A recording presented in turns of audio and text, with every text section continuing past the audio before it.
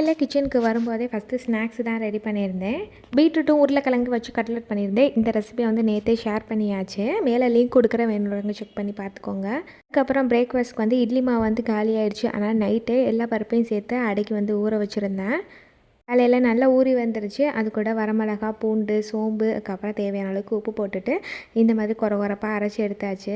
அடை தோசைக்கு தேவையான வெங்காயமும் கட் பண்ணிக்கிட்டு சின்ன வெங்காயம் போட்டிருந்தா டேஸ்ட்டாக இருக்கும். பட் ஆனால் காலையில் அந்த அவசரத்தில் உரித்து கட் பண்ணி போட முடியாது. அதனால் ஒரு பெரிய வெங்காயமும் கொஞ்சமாக கொத்தமல்லி எடுத்துக்கிட்டேன். கூட கொஞ்சமாக தேங்காய் போட்டு சாப்பிட்டோம்னா டேஸ்ட்டாக இருக்கும். பட் சட்னி எதுவுமே தேவையில்லை. அதனால் கொஞ்சமாக தேங்காயும் துருவி எடுத்தாச்சு. வெங்காயம் வதக்காமல் அப்படியே டைரெக்டாகவே சேர்த்துக்கிட்டேன். கூட லைட்டாக மஞ்சத்தூள் மட்டும் போட்டு நல்லா மிக்ஸ் பண்ணி வச்சுக்கிட்டோம்னா தோசை வந்து ரெடி ஆயிடும். லைட்டாக மஞ்சத்தூள் கூடன்னு நினைக்கிறேன்.